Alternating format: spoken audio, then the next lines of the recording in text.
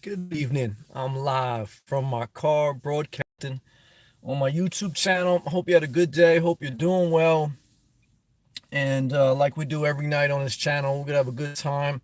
I'm going to pick a topic to start the show with.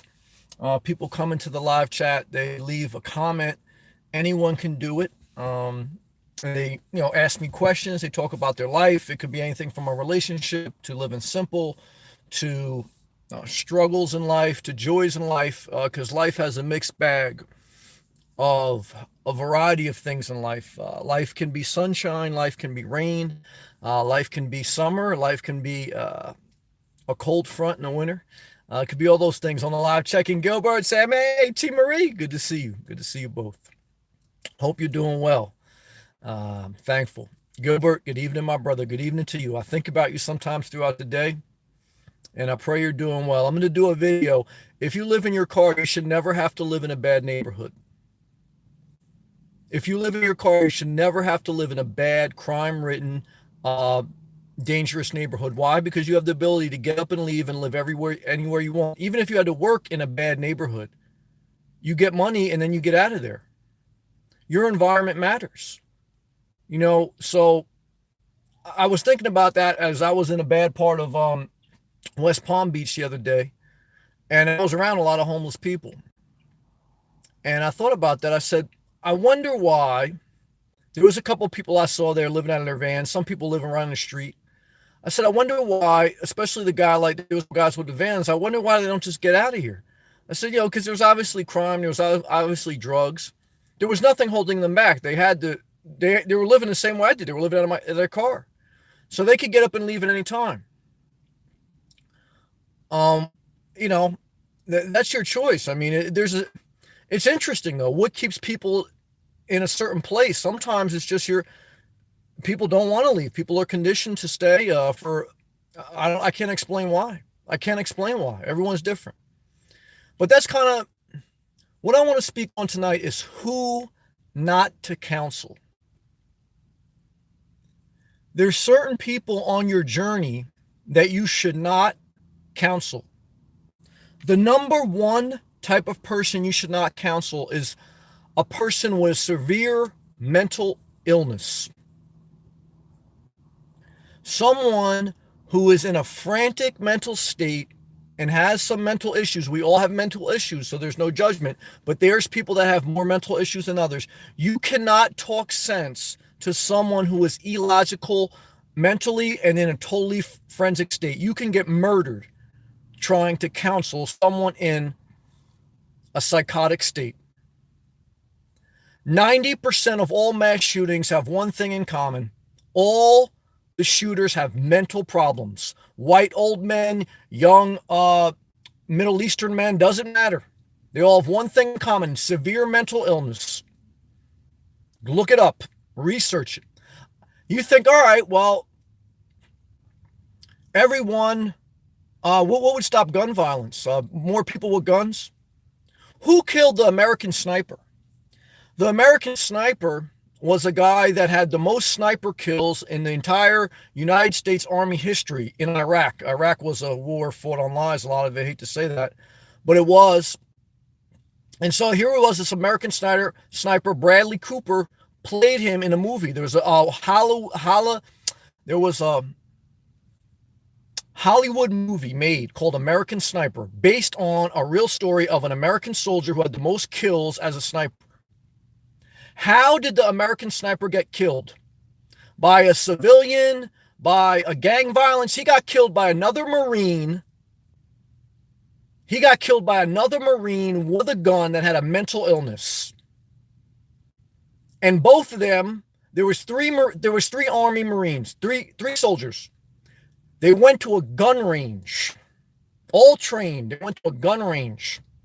The two soldiers, Kyle, who was the American sniper, some other guy, they tried to counsel this guy with PTSD. Now, I think they all had PTSD because it came out eventually that the American sniper lied about beating up Jesse Ventura, and Jesse Ventura thinks he was a psychopath too. And Jesse Ventura won a lawsuit against him after he passed away. Ended up suing his estate, getting an insurance claim. But here there was, the American Sniper, this guy Kyle, look it up. Him and another Army guy went to go counsel someone with PSTD, a severe mental illness. And the guy went into a frenzy at the gun range, pointed a gun at both of them and killed them. All three Army soldiers with guns, licensed, carry all this stuff, and whole disaster. Mental illness is the number one type of person you should not try to counsel. I don't care how much empathy you have. Empathy is not an excuse for using poor judgment. Love covers a multitude of sin, but love does not cover bullets when you are on the other side of someone who has a severe mental disability and they're on psychotic drugs. The psychotic drugs are also a common thread in killings. People who are already in a frenzy of a mental state are taking drugs and drinking alcohol with those drugs. That's a deadly combination. I've seen it with my own family. I got called to a house one time. Siblings were fighting. He said, Sam, come over here. I know you can stop this madness. So I go over to a house where two siblings are fighting. And I sense the chaotic environment as soon as I walk in the door. One sibling will lock themselves in a room, and the other one had a knife. And so I enter the room, I enter the house. I was called to come over to stop the madness. And as soon as I get in the house, I feel the tension. I see the state of things. I see the door has knife puncture wounds in the door. I have a decision to make. Am I going to risk my life? Am I going to get involved with something that I may have to defend myself and kill somebody myself? Or am I going to call 911 and step away from the psychotic? Step away from the, not in judgment, but in wisdom. You should never try to counsel the mental ill or a psychotic, irrational, over-emotional person. Never. If you do, it's your fault. Hate to say that, but I got to bring home the point. So here it was, I'm related to these people. And I don't want to see anyone get hurt, but I said, there's nothing I can do. If I step in the middle of this, either I'm going to get stabbed, I'm going to have to stab somebody else, and I'm going to ruin my life. How do you ruin your life? Remember Jason Lyric, the movie Jason's Lyric? It's when a brother tried to save another brother, two people who were related, but the brother didn't want to be saved. He didn't want to change his life. And the good brother who was working hard, doing the best he could in this crazy world, he ended up getting killed. You can be doing everything right in life. And the minute you try to counsel a person you're not supposed to counsel, you will ruin your life. And the number one person you should not try to counsel is someone in a mentally psychotic state. Whether it's because they have a mental disability, whether because they're popping prescription pills and drinking alcohol. There's some prescription pills that you are not supposed to drink alcohol with. And there's plenty of people that do it, believe me. And you want to see the devil?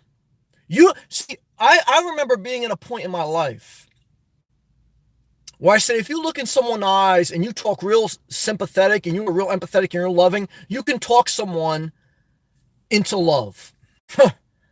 I learned the street lessons. You think, like, some of these people in church that never been in the streets, they never been in life, like they go out there like, oh yeah, we're going to hand out water to people in gangs. Let me tell you something. I don't care how sympathetic, how empathetic, how loving you are. When someone is in a frenzy of a mental state, and if they have a mental disability, and if they're drinking, and if they're taking drugs, you'll see the devil in their eye. And it's going to be you or them. I know people that I went to church with every day. I used to go to church, and there was a person I went to church when I was, changing my life. And this person had been off drugs for years. All of a sudden, they went on a drug binge. Came to my house, asking me for money. And looking in their eyes, you could see the devil. Or you, not even the devil. It doesn't even matter you believe in God and death. You could just see you weren't talking to that same person. Doesn't matter how nice you talk. So what should you do? Should you argue with them? Should you debate them? When you are faced with a psychotic, you say very little and you step away as quick as possible. And if you need be, you call the authorities. You disengage. You do not counsel the psychotic. You disengage and you call the authorities. Never forget, it'll save your life. You get this one, guys. And I'm not playing around tonight. This is a serious message here. Real life experience. I don't need somebody to give me a lesson. This is real life experience. Who is the other type of person you should never counsel? The other type of person you should never counsel is someone that you are attracted to. You should never try to counsel someone when you are attracted to them. Why? Because it's a conflict of interest. You can't counsel somebody going through a relationship problem when you're attracted to them. It's a conflict of interest. You're not giving true counsel. Even if it's true, it's going to eventually end in a bad place. And you're never going to be able to be with them. Because you are planting seeds of disingenuous advice. Even if it's good advice, I've been there. I was attracted to a girl one time and I knew I had good counseling, but I knew I shouldn't have been involved with it. But I kept playing the game. Shouldn't have. I see a lot of people, even in church, every game. Never counsel someone you're attracted to. Never. If they need counseling, let them go get it somewhere else. And when I say counseling, I'm not talking about like, it doesn't have to be like serious, like sit down on a chair, let's talk. It could just be friendship. It could just be text messages. It could just be emojis. That's counseling. Every time you send an emoji, that's counseling.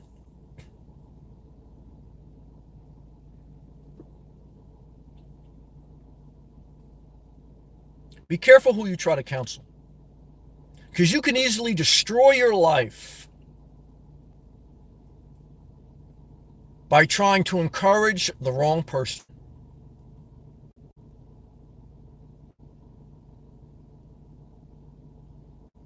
That's it.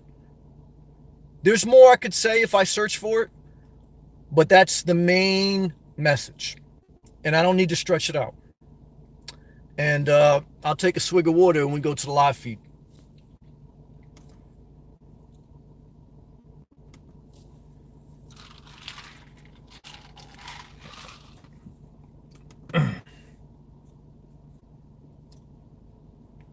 Gilbert, again, love to you. Shelly.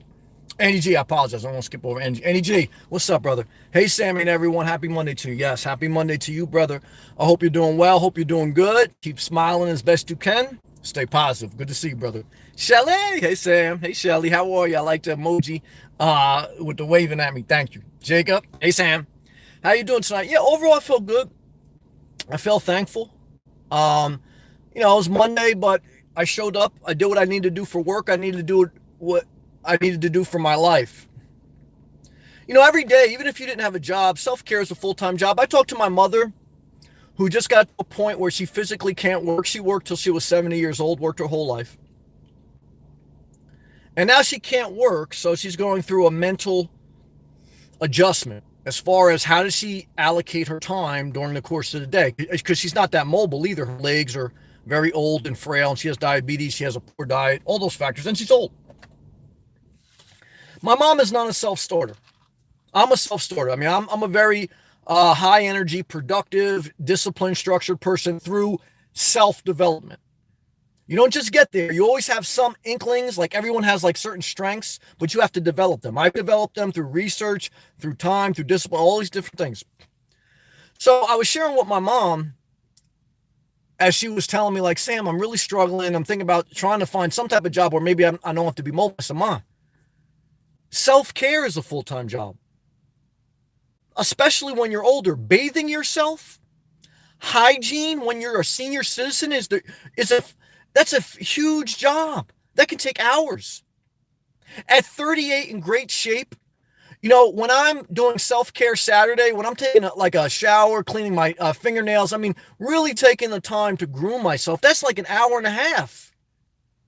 For a senior citizen or for a severely overweight person, which I've been, that can take 2-3 hours to clean yourself, to get, to get going, to get moving, to eat a breakfast. I mean, that's hours.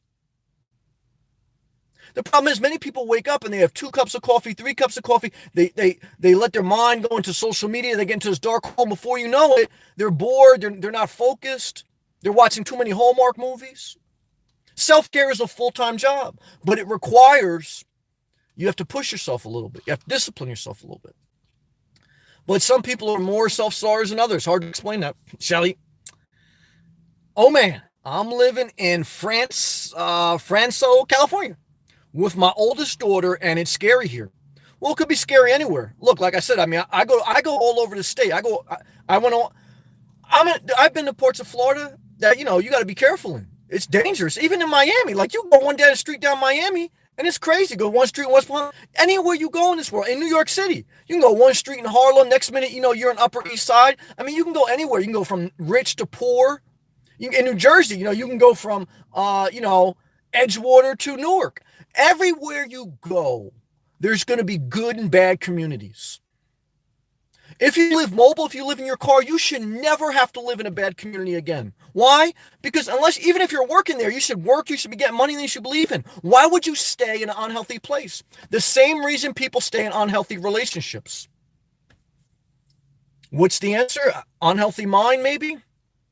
A lack of grow, a lack of person who wants to grow, a person who has been just indoctrinated into a mindset of, this is my world. I don't know how to change. But look, you can easily be in Burbank, California. I remember, when I almost took a job in Burbank, California. There's plenty of nice areas in California. There's not just bad. So if you're living mobile, get the hell out of there. If it's not a healthy environment. The only time I've ever been in an unhealthy environment when I was young and a little bit reckless. But everyone like that I knew, especially people that lived there, they were like, as soon as they could, they wanted to get the hell out because they knew that's not where, I don't want to stay here. You're there, if you don't have no choice, you don't have no choice. But if you have a choice, you get the hell out of there. Your environment is a huge factor in how you live. And I think that for a grown woman, and if she is a grown child, there needs to be a level of separation. I see my mother and my sisters, and even I was caught in it when I stayed. When a grown child stays in the house too long, it's an unhealthy environment. I do think you reach a certain age where you become an adult that you have to go and separate yourself from your parent. You still love your parent. You're still there from there if they really need you and vice versa. And your kids need help being self-sufficient. But part of the bird's job is to allow the other birds to fly. What's love? Freedom. What's the opposite of love? Control. I mean, I think dangerous. I don't think I don't know, but I don't know your situation. So I want to speak to my own situation. I don't want to judge. I love you, Shelley. What I can tell you is I saw a lot of unhealthy things with my sisters staying too long in the house. But even when I stayed too long and I needed help to be self-sufficient, and so do my sisters. And my sisters, and we still get help. Everyone gets help. And I got forgiven for some debt. But what I can tell you is people need their space. People need their space. Who should you never counsel? You should never counsel someone who needs their space. When someone's really going through a tough time, you got to let them be. The worst thing you can do is suffocate someone who is already not taking care of himself well. They got to figure it out. You can't counsel wisdom into an unwilling vessel. Never counsel the unthankful. Do I care at this point, at a mature point in my life, do I care about religion or race or culture? I don't care about any of that. I've never really cared about that. That's been the blessing that God has given me. The only really thing I look for in life is this person unthankful? Because how can we vibe? That's a whole mindset. Maybe it's a disability. Maybe it's I don't know. But then they need to be in a home. There's some people that say they have mental issues, but they don't want to check themselves into a mental institution. So if you're saying you're disabled and you have mental issues, then why do you still want to be free in society? And why do you still want to own a gun? You can't be collecting a disability check because of mental issues and then say also that, you should be free as a bird. That doesn't seem right. We got some issues here. That's my opinion. It's my life experience. John Sells, peace and love to all. John, peace be with you also, brother. Peace be with you also. Jacob, mental illness or religion madness or patriotism madness or relationship madness, in love madness. Never counsel someone who is in an irrational state, whether it's because of their religion, their love, their anger, their pride. You want to see pride? You get a guy on a motorcycle with a leather jacket, fired up, revving his motorcycle. Or he could be a sweetheart. He could be an asshole. Doesn't matter. It comes in all different phases. Never counsel the prideful. The prideful is a sibling of the unthankful. Now, I believe in being humble, but I'm not trying to say like in life you should be like this timid person. You shouldn't be timid. You got to be confident. But pridefulness and being confident, two different things. A lot of people prideful. Even prideful in your ethnicity. I've seen that with my father. He was very prideful about being Italian. And he was an arrogant prick too. Nothing wrong with embracing who you are or anything. I just have a red flag when I see a prideful person. They're the type of person, if they get in an argument in a restaurant, next thing you know, there might be a fight. Someone says something the wrong way, someone does something the wrong way. It's a pride thing. And I've been there. I've been immature. I'm speaking from my own experience. I was at a restaurant one time, a diner. Shout out to everyone from New Jersey. The after spot was the diner a lot of times.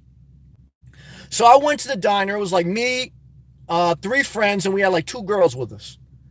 And it was late night. It was like 2 o'clock in the morning. We'd all, just been out.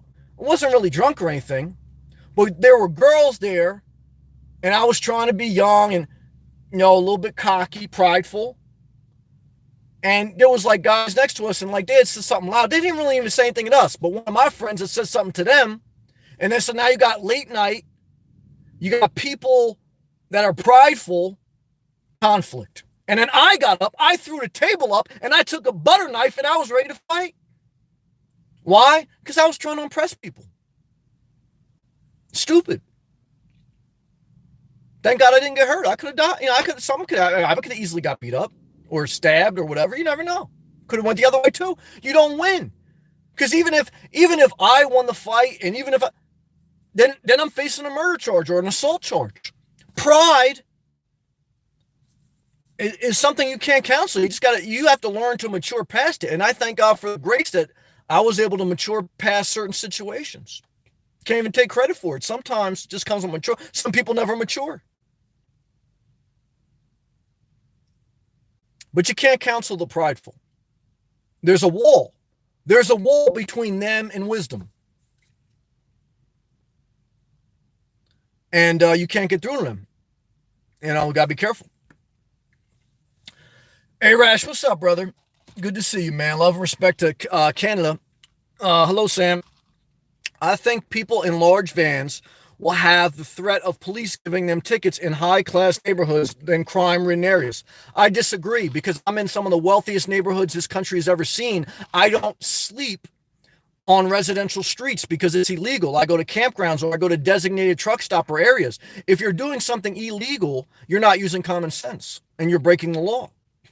So if you're a respectful citizen and you're not causing a problem and you're not parked in front of somebody's house rolling around your van, you should have no issue. I don't do that. I mean, I walk and I pay for parking if I need to pay for it, and I move legally.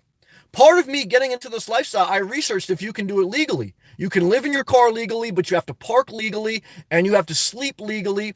As far as there's some counties that don't allow it and you have to go to a campground or whatever it may be. Now, there's some gray areas, so I'm not here trying to be Judge Judy. Everyone has gray areas, but when you're not, when you're being a troublemaker. Who can you never counsel a troublemaker? Someone who always wants to question authority. Someone who always wants to say, this is my right. You have a right to do a lot of things in life. And certainly there's times where you're going to have to speak up for your rights.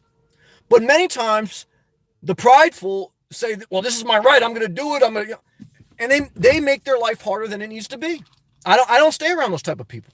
I don't want those type of people around my life. They're troublemakers. Don't try to counsel a troublemaker. Why? They're not ready to learn.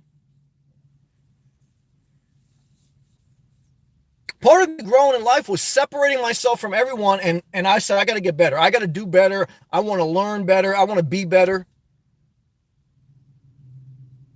There's a lot of people that don't want to do that. And what I found is I had to stop hanging around with certain people, not because I'm better than them, but because they didn't want to be better.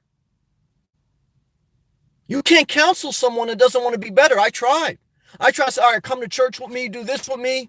Never invite someone to church. Now, for the most part, I mean, take that one example. But this is a whole mindset of what I'm telling you. And so I'm in some of the poorest neighborhoods and I'm in some of the richest neighborhoods in this world. Because let me tell you something. In Manhattan and in parts of Florida, there's some of the richest and some of the poorest neighborhoods you ever seen. And what I can tell you is I mind my business and I keep it moving in both. Because that's how you move in life. And it's the people that don't move like that in life that they have a problem no matter where they went. There's plenty of people in rich neighborhoods that have domestic disputes. There's plenty of people in poor neighborhoods that have different issues too. There is no difference. The difference is a mindset. It's an attitude. And you can't counsel it. Whether it's a wealthy neighborhood or poor, you can't counsel that type of mindset. Doesn't matter how much compassion you have. Doesn't matter how much empathy you have. I struggled with that. When I was young and immature, I used to think I can reach everyone. Can't. All you can do is be your best self. And as you do that, you pray for opportunities of being able to share with the right people, or just being your best self is seed. And it creates an environment and it helps the people that are meant to, and you're never going to help everyone. You're never going to reach everyone. That's what I would say. Shelley, American Sniper, the saddest movie ever. I think one is it's sad because it was killing people in an unjust war. If someone ever came into America and went to war with us, and then we found out that we had nothing to do with the reason we went to war, we would want that dictator we would want the person who was in charge of sending us to war, we would want their head. You know, George Bush is technically a war criminal. There was no weapons of mass destruction. There was no traces of 9/11 that went back to Iraq. Now, Saddam could have been a good or bad guy. There's plenty of bad dictators throughout the world. Some of them we're friends with right now. But the bottom line is facts came out that they had no weapons of mass destruction. They had no ties to 9/11. And there were hundreds and thousands of Iraqis that died. George Bush is a war criminal. And that's the truth. And, you know, killing Iraqis, the guy got medals for it, but then it came out that he was a liar, a psychopath. That's what Jesse Ventura, a former Navy SEAL, said about another Marine. Said that he lied about the experience with me.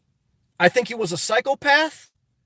And because Bradley Cooper played him in a movie and sold patriotism to the American people, people loved him. They knew nothing about him. He could have been an asshole, and he was. That's what it came out to be. Maybe not. I don't know. But you live by the gun, you die by the gun. You live by the gun, you die by the gun. And am I trying to say you should? No, I believe in self-defense.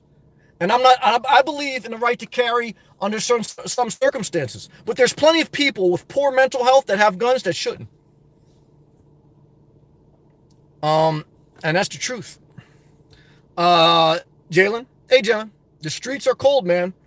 Well, look, I spend time in the streets. I spend time in upper class neighborhoods. Let me tell you something. Life is cold.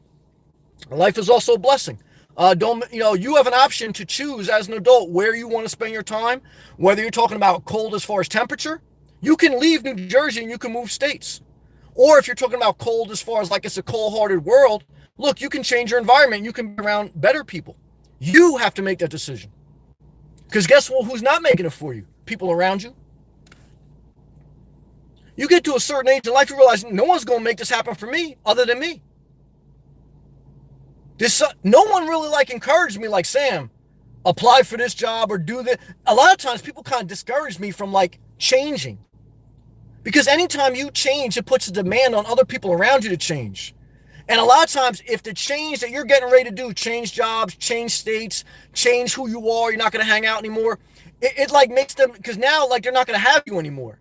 And maybe you helped them out a little bit, or maybe you were this to them or that to them. And so now like people look at you as a threat. That's what happened in the movie Jason Lyric. I recommend you watch that.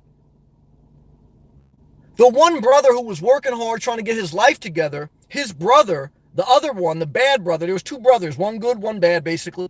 The bad brother saw that the good brother was trying to get his life together, and go forward, and the bad one got jealous.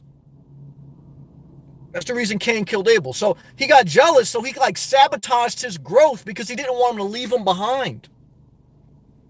People sometimes will sabotage your growth because they don't want to be left behind. Jealousy. Never try to counsel the jealous. Jealousy, pride, and the unthankful, they're all one. That's the truth. Zacchaeus. Hey, Sam, now it's cold as hell in Alaska. That's where Zacchaeus is from. Watching from work again. Well, love or respect. Keep entering that data entry and stay away from your boss so you don't catch you. You got to make that money. I'm not mad at that. Tom. 3 interviews today. I'm exhausted. Tom, I'm proud of you. Every interview you go on, you gain experience. Did I bomb some interviews? Yes. This is what they can't teach you in college. Like there's game speed and there's practice. Practice can never substitute for game speed. You can run on a treadmill for hours. You can work out for hours. But until you get in the game and you feel the speed and, it's real competition, there's no substitute for that. And you're experiencing game speed of life. You've prepared for an interview. You YouTube, Google, what are you doing on a job interview? And some person says, step 1 on a job interview. You do this, and that's good. You get some foundation. But then you go on a job interview, and then like the guy on the other end of the desk or the woman says, all right, well, what's your strength and what's your weakness? And you freeze up like Tevin Campbell in Central Park singing, like, you know what I mean? You just freeze up. And, like Jodeci, like come and talk to me, like you had all the stuff planned out you wanted to tell her, but then you saw and you froze up. There's nothing like game experience. And every time you go on a job interview, you get real world experience. And the more interviews you go on, the better you will get, and that will teach you life. The number one thing you need to learn in the capitalist system is the ability to communicate. When you go on an interview, you're selling yourself. You're communicating. You have to come across as genuine. You have to come across as non-threatening. You're not going to cause a problem with the company or with your boss. And you have to come across as someone who gets the big picture. Never counsel someone that doesn't get the big picture. Why?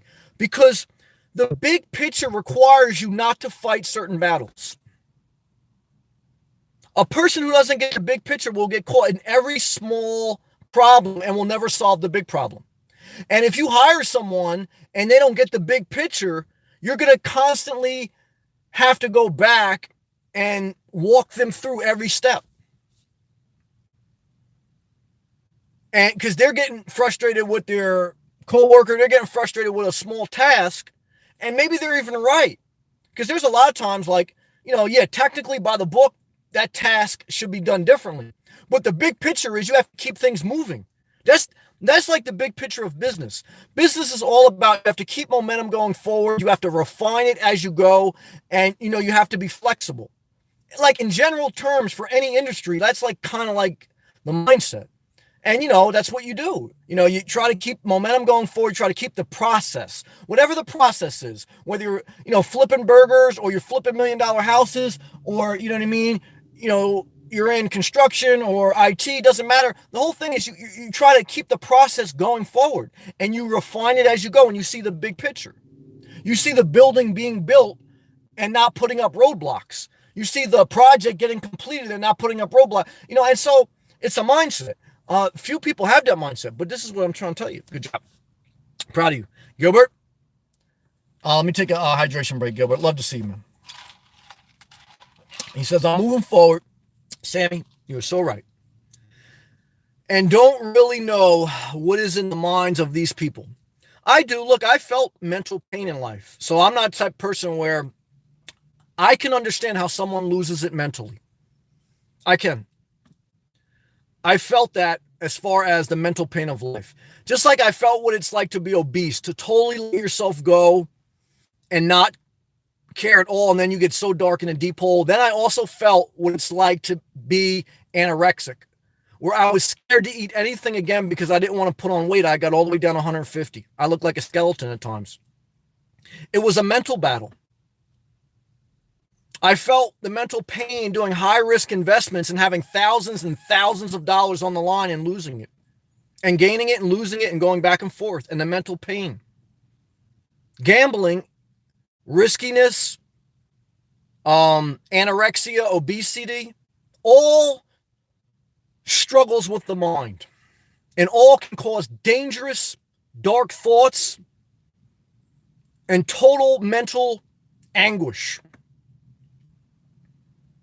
So I have felt the pain. I felt the edge of mental pain and how it can go there. Like when someone says, Sam, are you surprised this happened? I'm not surprised that anything happens. I've seen the most upright people that you would never think do something heinous can do something heinous. Anyone can. I put nothing past anyone because we are all subject to be broken. All we can do is mitigate the risk, is take care of ourselves well, separate ourselves from those who aren't, try to help when we can and when the conditions are right. I remember on the news watching some guy who was a caretaker for the mentally ill. And there was this kid who had a mental illness, and he was taking him to the park, and the cops had got called. And the kid was like in a park, like almost like enticing the cops to shoot him. So the caretaker steps in front of the kid who's frantic. But it was just like, it wasn't wise.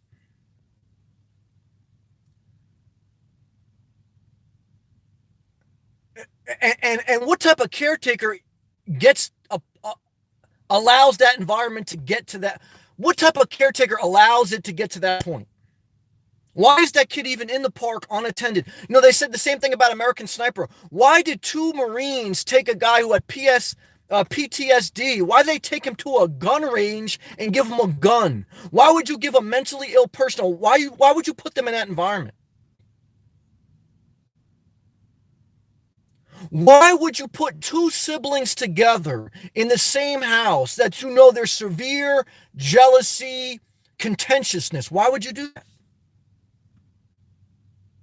Why would you put 2 people together who you know are attracted to each other, but you know shouldn't be together? Why would you create an environment where chaos can happen? All done in the name of counseling. Many people do it. Many people do it. In the name of counseling, many people do it. And you got to be very careful, guys. Jalen, it's cold. Yeah, well, it's a cold front in Florida. What does that mean? It means about 60 to 55 degrees at night, which is good sleeping weather. And it was only 70 degrees Fahrenheit today during the day in South Florida. So North Florida may be colder, but I'm thankful. I woke up this morning and I said, I'm thankful. Because I felt the cold air. It was like 59 when I woke up, 59 degrees Fahrenheit. And I said, man, I remember waking up when it was 0 degrees. I did a video in my car where the temperature said 0 degrees Fahrenheit. It was actually negative, 5, but my thermometer didn't go negative. And I'm thankful. I'm thankful to be in Florida this winter.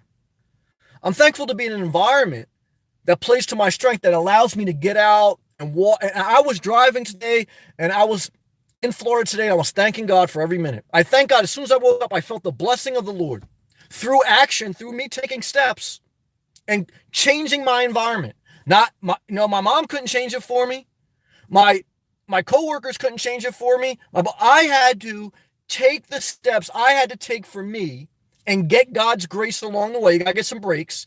And then that's how you change your life.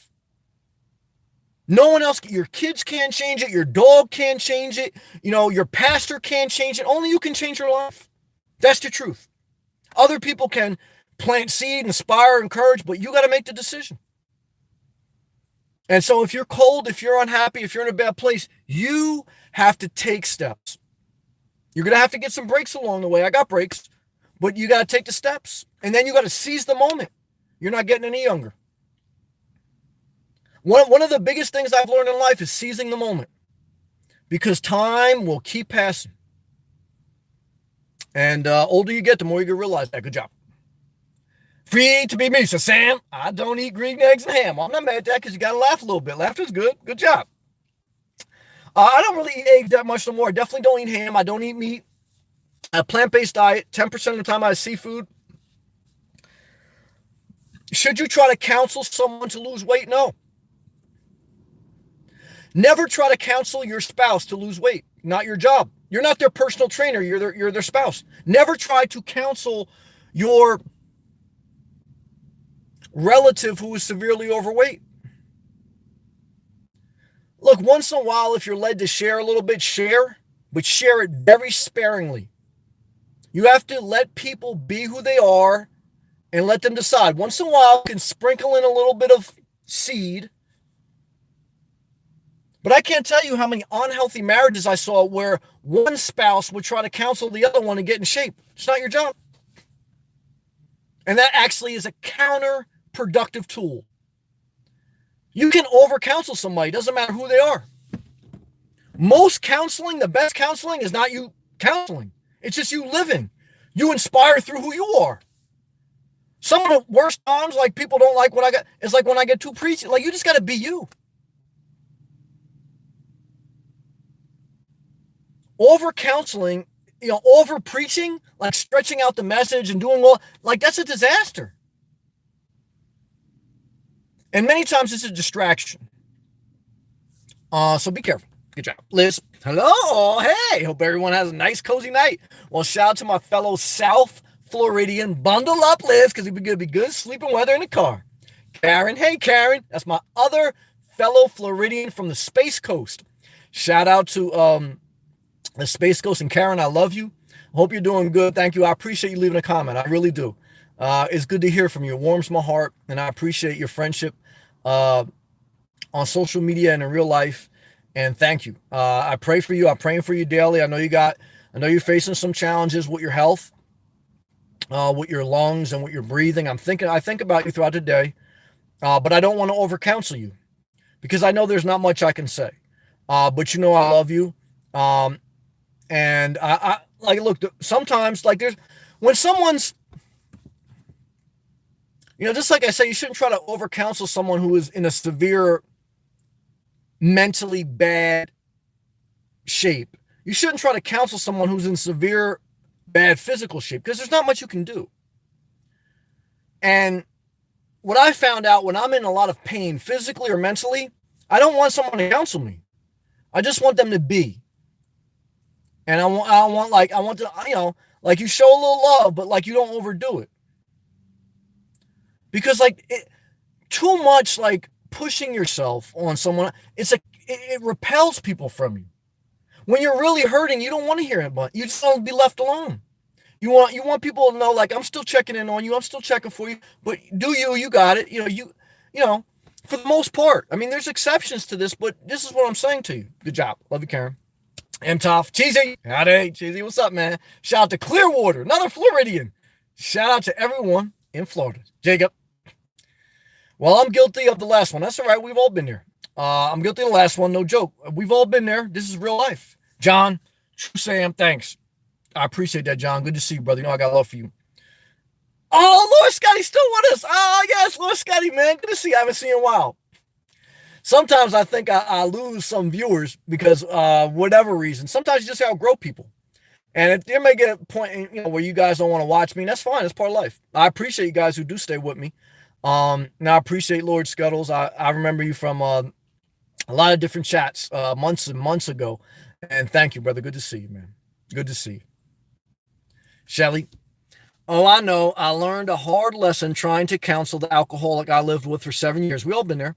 Thinking I'm saving his liver from all that drinking. Didn't work. Good testimony. It's a good testimony. He only resented me.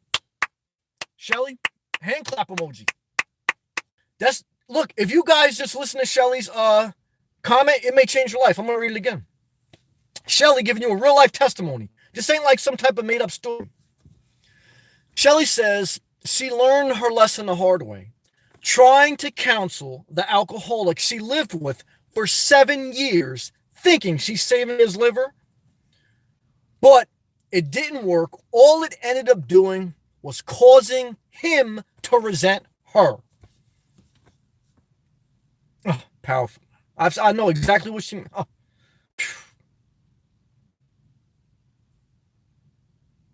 I've seen that with family members. Your mother can do everything for you. But if you don't need to do what you need to do for your own life, you could be living rent-free with your mother. She can be helping you every single day, but you will resent your mother for not letting you become an adult. Your mother can be the greatest mother on earth. But if you're not doing your work, you're going to resent your mother. Don't try to counsel people who... But all these people are the same people. They're the unthankful. They're the prideful. You got to be careful. And I speak this like... I know you think like if you have extra empathy, if you have extra love, you need empathy though. You need empathy and you need love. I don't want to discourage anyone from being an empathetic, compassionate person. I look at some of my friends and some of the people I know that have allowed the scars of counseling the wrong people, because when you end up counseling the wrong person and you get burned, you can allow your life to become cynical, and the next thing you know, you're voting for Donald Trump because you realize that if you're too nice, people will take advantage of you. And that's true. And I do agree with Trump a little bit because, you know, people will take it as far as you let them take it. But you got to have empathy. But you can't let people walk all over you. You got to have both. Got to have both. But I think when you start to learn the lesson of not counseling the wrong people, just letting them be. You're not trying to hurt them. You're not trying to get them in trouble. You just let them be. And if need be, you escalate to the authorities. If need be. Rare situation.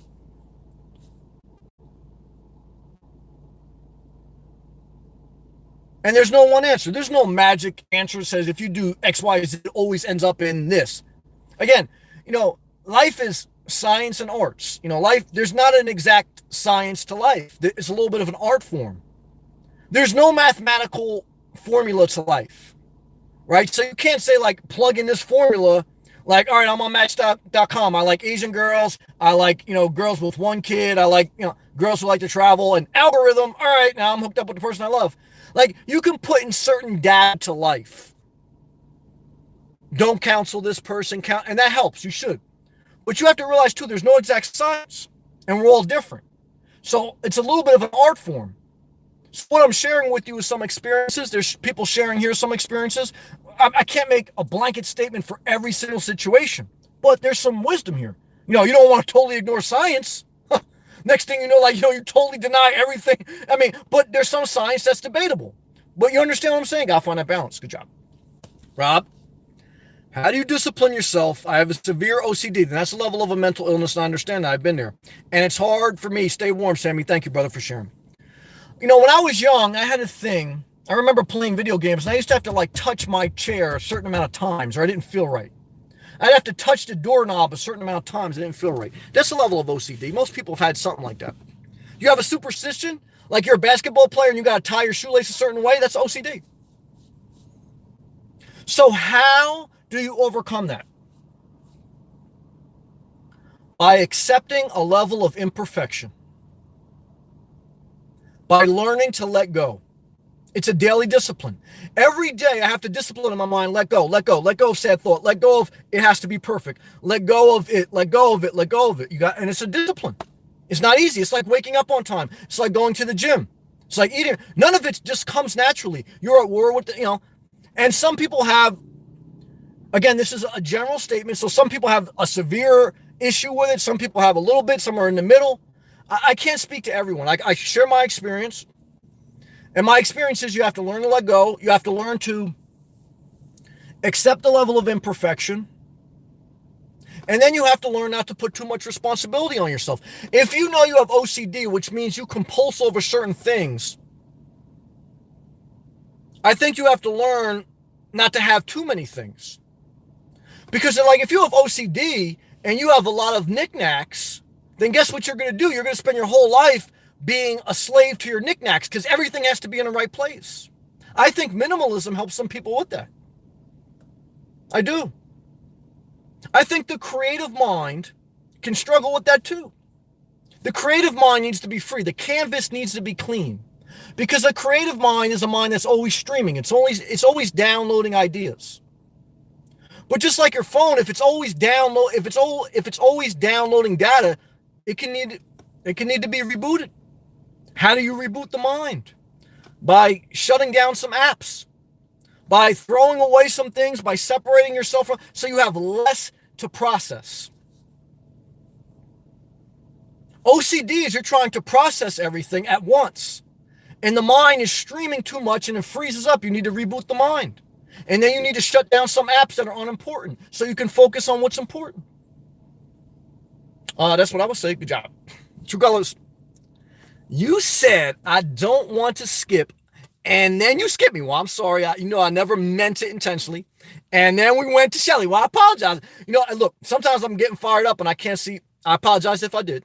And two is if you said a curse word or if there's some type of filter on there, then YouTube, I'm doing this from my phone. YouTube has a filter and I don't see it. But maybe it showed up and I just missed it because I got a little riled up. Let me see.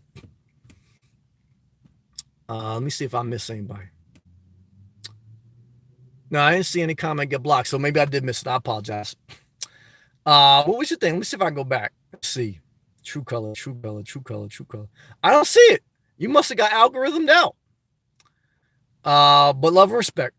Leave the comment again. I'll read you. True colors. I got love. Don't play psychological warfare with me. Don't. True colors, I love you. Leave your comment again. Never try to counsel someone that guilt trips you. Why? Because you're playing psychological warfare.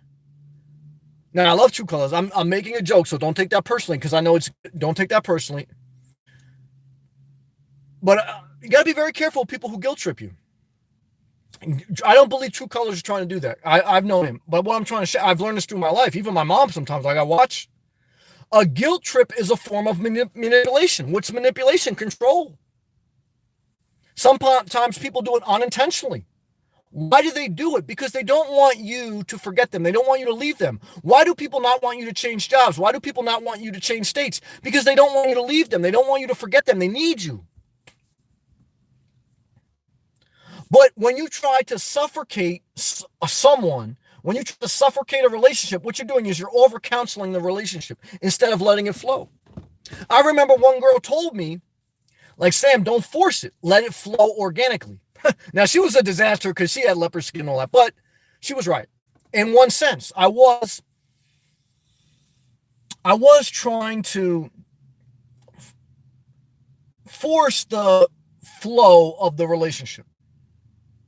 And you have to let a relationship organically be. And that's freedom. It just means like, you're not forcing it. But when we want something, we force it. It's human nature. It's a discipline now. So you got to be very careful. Jake, hey Sam, how was your day? Overall, it's pretty good. I'm thankful to be in Florida. How was yours? Cheesy, ain't no time for silly-ish and nonsense. I'm not mad at that. Excuse me. If someone needs counseling, and thank you for putting the asterisk in the ish, or else that would have got algorithm filtered. Thank you. If someone needs counseling, tell them to call a therapist. Amen. Good comment. It's not your problem. It's theirs. I totally agree with that. I remember working with a guy that tried to counsel a woman with mental illness with 4 cats, and he spent 10 years trying to make it work, couldn't make it work. If someone needs professional help, they need to seek a professional, a therapist or whoever. Some of the worst relationships, if you ever hear someone says, I look at you like my therapist, that's a compliment, but also a red flag. Are we friends or am I your therapist? Because there's a different relationship. There's a conflict of interest. That's why you can't be friends with somebody and be their professional therapist, because there's a conflict of interest. That's why you can't counsel someone you like. That's why you can't counsel someone you're attracted to. There's a conflict of interest. There has to be a boundary. And you can't be a spouse and a therapist. You can't be a friend and a therapist.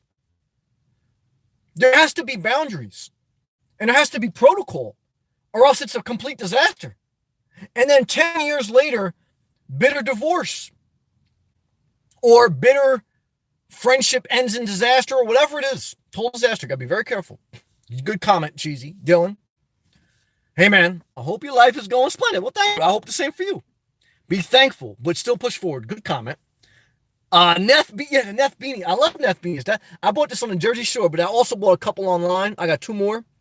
These are good skull caps. I like them. My head gets cold. It's like 60 degrees. My head's freezing. Sometimes people look at me in Florida. I go in the store. I got a hoodie on and a thing. And they're like, it's like 70 degrees. That's cold. Like, that's how I know I'm meant to be in Florida. Like, when it's 70 degrees, I'm cold. Like, my head's cold. And he goes, Neff beanies are so comfy. They're magical. I got a couple of them. Yep. Peace, brother. Peace to you also. Yeah, they are good. Good job. John. Sam. How often do you read the Bible? I see your wisdom. I read the Bible and different literature, but definitely the Bible. I read other doctrine too. I read the Torah, I read some of the Quran, I read some of Buddha's writings. What I could tell you is I read it pretty much from the age of 23 to 30 every day, all day, front and back. I mean, I don't know everything, but I know a lot. And I just put it in context. I know the general thing. There's people that know more, but people still don't get it. That was part of my foundation. I acknowledge that. But I've also learned that part of it is I don't agree with certain things in the Bible. Some of it I agree you should take not literally, but from a principle standpoint. And then I also searched other things. I researched nutrition. How did I lose 200 pounds? It wasn't because of the Bible necessarily. I mean, the Bible was a level of a spiritual foundation. I researched nutrition. I researched the electrical field. How did I pass my electrical license exam? It wasn't through the Bible. I mean, that was a spiritual foundation, but I also researched electrical theory. I researched nutrition, and then I researched like just world events sometimes. I'm not right all the time. I don't know anything. There's people that know more than me. But this is a mindset of I develop myself, and I'm constantly developing. How did I learn IT? I mean, you learn all these things through trial and error, through failure, through, but this is you understand what I'm saying? So good question. And that's how I get to that point. Good question. Daddy Geek. Hey, Daddy Geek. Thank you for all your support. And thank you for coming in here. And it's all love to you. She says, hey, Sam, just got home from work. Whew, long Monday. I understand that. Laugh out loud. Also in the IT industry. Amen on your topic tonight. Heart emoji, palm tree, and sunglass face. Daddy Geek, prayers to you because I know you're taking care of your mother. And I know there's probably other things in your life. I know you got issues with work, but I know you get life. I know you're successful for a reason. I know you're an intelligent woman. But I will add, you have to be careful not to counsel or care. You can't even be a professional caretaker to your mother. I truly believe that. I believe you can be a caretaker to your mother, but I also believe that you have to have a professional caretaker assist you, especially if you're working a full-time job like Data Geek. I know 2 retired senior citizens. One, the husband has the severe dementia, and the wife, who's also retired, resents her husband because she's a full-time caretaker. She refuses to get help. I believe if there's a certain point of care, yes, as a family member, as a lover, as a friend, you can be a level of a caretaker, but you need assistance with personal caretakers. Why? Because you need your own space. You need your boundaries. You need your space. You have to have a separation, and that's not easy, because it's also a lot of money to have a caretaker. So there's a lot of factors. But this is a life observation. And when I think of you, Data Geek, I mean, I think of that. I think of you caring for your mother. I know Gilbert also has that testimony. I think of you also with your job. And I think of you with your life. I mean, I think you're at a point in life where you want to live. And you want to experience life and you have a lot to offer. And but you need to build up your self-confidence, not through my approval, not through anyone's approval. Don't do that. Not through people telling you you're nice or you're pretty. All that's cherry on the top. You build your confidence by you doing you. That's truth. You don't need my validation. You don't need anyone's validation. You got to start doing you in a loving, compassionate, empathetic way. But you got to do you, Daddy Geek, and everyone. Again, in a loving, compassionate, non-hurting way. But you got to do you. That's the truth. Tony. Evening, everyone. Tony, what's up, man? Joe Boss. Oh, man, I got a lot of thumbs up. Thank you, brother. I appreciate that. Vicky, Minnesota, Florida. Hey, Vicky, good to see you. Love and respect. You ain't getting me in Minnesota. Ain't no way. Gerard. 9/11 was an inside job. No, it's possible. It could have traces. Who knows? But most of them came from, most of them have roots in Saudi Arabia, not Iraq. And that's who we went to war with. A joint effort to ensure military might in the Middle East. That's possible. That's possible. Could just be an American corporation war. That's true. I don't know. I believe, obviously, I still have compassion on everyone who died. Horrible thing. I was 45 minutes away from the Twin Towers when they dropped. I saw the smoke bezzling out of the Twin Towers when I was going home from work. So I understand it. Thank God. I mean, I second-handedly know people who died, but I don't know. What I can tell you is, look, I mean, obviously, I just want to say that because, I don't want to take away from anyone who has experienced loss in that. And also to the people in D.C., because D.C. got hit, and Pennsylvania. But yeah, look, I think everyone kind of realized that, look, including the Vietnam, all the different wars that you look back in history, they've all basically have, I don't know the level, but there's some level of corruption. And there's more than just good guys versus bad guys. Most wars, they're not religions versus religions. They're people in elite power with huge financial interest pulling the strings on poor people. Rich people declare war.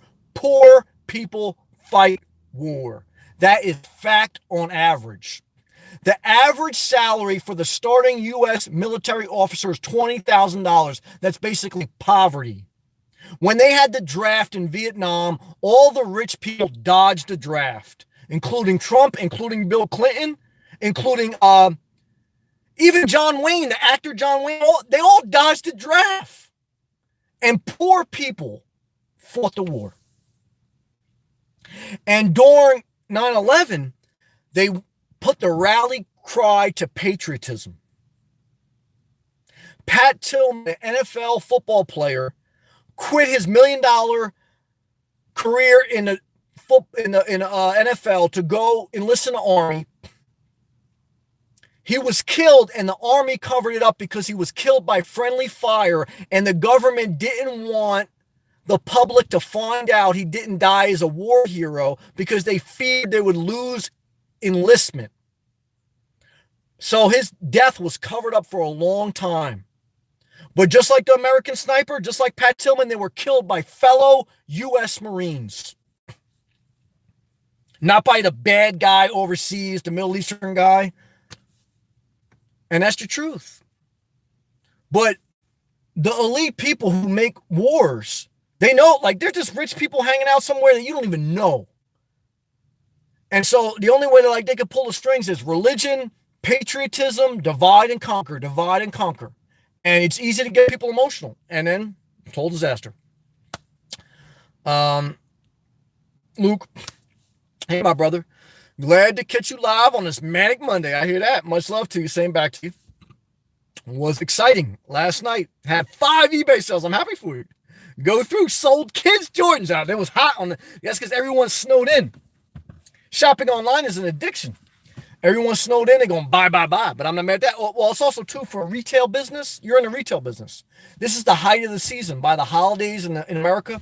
In the United States of America, in December, as we get ready for the holiday season, Hanukkah, Christmas, whatever you celebrate, retailers, this is where they make their money. And he basically sold a lot of stuff. I'm happy for you. They keep making that.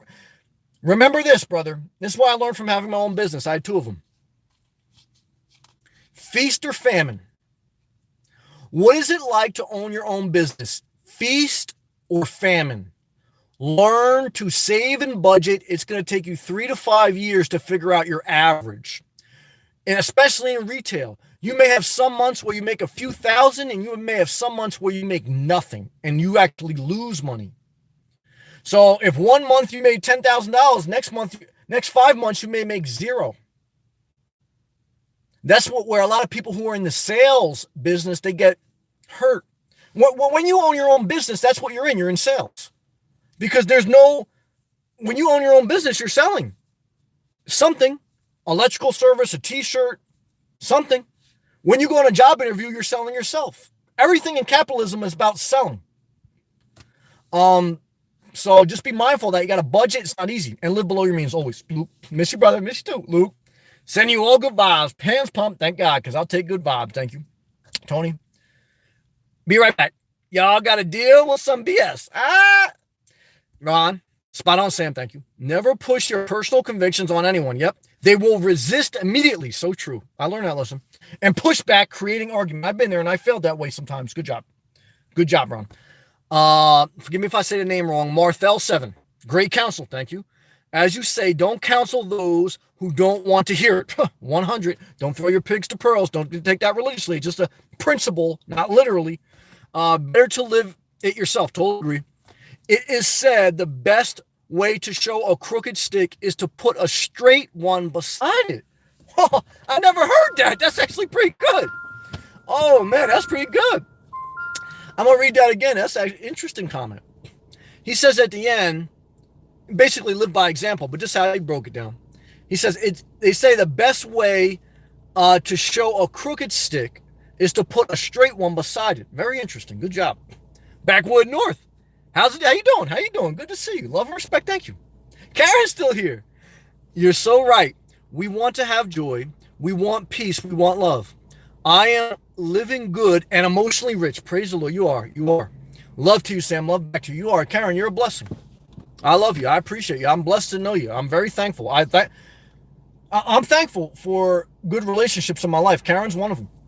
I mean, it doesn't have to be like we talk to each other every day. It doesn't matter who it is. Just good people. Whether it's I know you for 5 minutes or 5 years or whatever. Good vibes. Surrounding yourself with good people. That's wisdom. You can't counsel bad people. You can't. You can't convince them to be good. They got to choose it. Good job.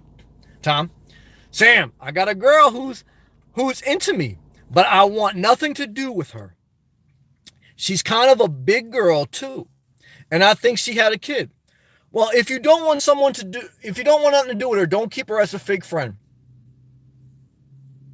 Because she will never listen to what you say. She will always be thinking about the alternative motive, which is she wants to get with you. And you will never like her. And the same thing with you. Like if you ever find yourself being a friend with someone that you like more than a friend, you will always be looking for an opportunity to get with her. And she's always looking at you as a friend. And it's a conflict of interest. Never counsel someone when there's a conflict of interest. I think that's you gotta be careful, man. Don't keep fake friends, man. Destroy your growth, especially young. You're in college. You're about to start your career. Last thing you need is that, man. Tom, maybe I'll send her Blanton's way. Blanton's got a girl with too many cats. He's already. I'm worried about Blanton a little bit. Sawyer, what's up, no man? What's up? Hope you've been well. We got Tom Blanton. Oh, we got the whole Boom crew. Aaron and me in the same apartment. Love and respect. You got the cats too. It's about to smelly tonight. I'm not mad at that. It's a disaster in Boom, but I love you guys. Love and respect to you guys, man. You guys are gonna do it right in life, man. You seem like positive brothers. I don't know, maybe it's a disaster, but I think you guys are positive guys. I appreciate you. Thank you. Pack. Oh, California's in the building. What's up, Sam? What's up, man? Please people need to help themselves or let them be. Pack, you summed it up, brother. You got it. Pack from Cambodia. Pack's family were war refugees from Cambodia. Like, that brother's been through some stuff. He just broke it down for you. We got people from all over the world. I love this chat. Tinkerbell. I have OCD. Well, thank you for sharing. While I'm watching this, I can understand that. There's no judgment.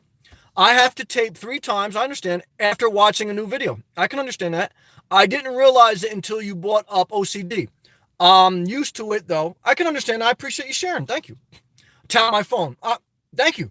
Love to you. I think, good comment. Great. Somebody give a thumbs up to Tinkerbell. Tinkerbell just healed yourself a little bit. You know, what was the value of the confessional booth in the Catholic Church? Not much. We found out that they asked people to come to a confessional booth, but a huge percentage, well, I would say 20 to 30% of the priests were molesting or knew of molestation and let it pass. But the value of confession, when you verbally express what either you know is wrong or you think may be an issue, I think it's healing to share it, because you kind of like, you shed light on it. Now, you know, obviously got to be careful who you share it with. That's key. But I believe this is a safe environment. And I believe as you speak, say, look, I struggle. When you go to an AA meeting, like someone who has alcohol problem or addiction problem, the first step is you got to get up and say, look, I got an addiction. That's the first step to healing. Does it mean you're healed? No. I mean, you may struggle with that your whole life. I've gotten a little bit better. Like, I really don't touch stuff anymore because I learned to just let go. Like, even like when you get into the religion game, you could pray too much. One of the things that I liked in the scripture, in the book of Matthew, Jesus said, don't pray over and over again. Don't be like hypocrites. Pray once. Say the Our Father, pray like this, and that's it. God already knows what you want. Some people have addiction to prayer. They got to pray all day. They feel like something bad's going to happen if they don't pray. I've been there. You got to be careful. So I do believe you can get better, but it's going to take self-growth. It's going to take time, effort, and a self-development, and the grace of God, all those things. Good job. Rob, thanks. Thank you. Ghost of GG. What is the bottom tier YouTube drama?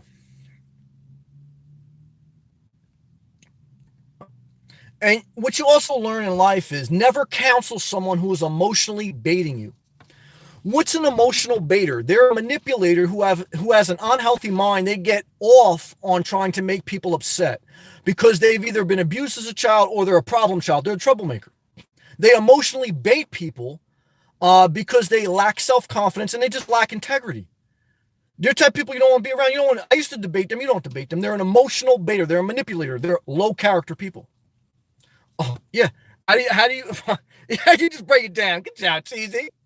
I tried Match.com. Oh, it's a disaster. Tried Match.com. I was looking for morbid obese chicks. You like big girls. I'm not mad at you. With ass like 2 bowls of large curd cottage cheese. No matches were found. Well, I understand. Look, ain't nothing wrong with that. If that's what you like. Air Mob. Hey, Sam. I was still catching up on the last video. Very inspiring. Keeping it real, bro. Thank you. Love and respect you. Thank you. Thank you, brother. I see you on Gram too. Thank you, brother. I appreciate you, man. Thank you. I see you on Instagram. Thank you. My Instagram is the word inspire_38. If you want to follow me on Instagram.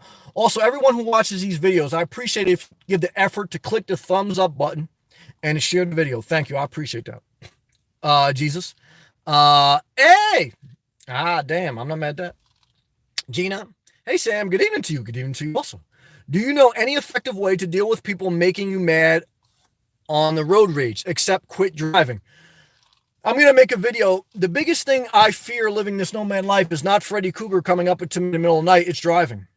I saw today driving in Florida. Somebody died in a car accident. You could see the ambulance there. The car was a disaster. I made a video. The biggest thing you have to worry about living in your car is not somebody coming up to you at night. It's driving, being on the road more. That's the most dangerous thing. The only answer I can give you is you have to give your best chances. There's no guarantees. Safe driving distances. Always drive at least a couple car lengths behind someone. Do not ride their ass. Be a defensive driver. Don't drive too fast. And when someone's riding your ass, voluntarily yield to the right and let them pass you. Like, you already know, like, when I'm driving, I could tell, like, if a pickup truck or some fucking guy's, like, behind me, and he's, like, you could tell he's an aggressive driver. So, like, back in the day, I'll put on Component Noriega, and I'm ready, like, to, you know what I mean? Now, what I do is I turn down my Sade, I put my right turn signal on, I yield, and I let them pass. That's maturity. Oh, yeah. Good job. Tom, Neef Beanie. I need one of those for Christmas. Yeah, you make a lot of sales with those. Tom, you guys ready for these in Boone? Gilbert, true. Am up. Reading 35 without falling is this trap of creating a family is one of the best things I've accomplished. It sounds crazy to me, some people, not for me. It's a disaster out there. Do you? Air Mob, you get it. You're good people, man. Thank you. 35. Yeah, you're doing all right, man. You're 35. You getting already. You're doing all right. Tony, I'm back, Sam. And you're true on that. Thank God. I'm draft exempt. Praise the Lord. Tony, how you doing today, Gilbert? They like each other. Shelly, have a good night, Sam. Peace and love. Respect to you always. Same back to you. Thank you for being you. Thank you for being you. Heart emoji back to you. Mr. Smith, hey, what kind of accent do you have? I don't know. I grew up in New Jersey. I'm 100% Italian. It could be it could be up north. It could be whatever. I don't know. Gilbert, doing fine, Mr. Gilbert. Tom, we should make Boone Strong shirts. You guys represent Boone Strong. I'm not mad at you. Tony, a lot of thumbs up. Thank you. Tony, wishing everyone a safe holiday season. I'm not mad at that. Enjoy and peace, and most importantly, peace of mind. Tony, great comment. Wishing someone peace of mind is excellent advice and a blessing. Thank you, Tony. Sam, you have a bat in there in case somebody tries you. All I'll say is I believe in self-defense, but I hope I never have to show that I believe. I believe me, I try to avoid conflict and drama, but I do believe if my life was in danger, I have means. I don't want to do. So I'll just say that. Two relatives.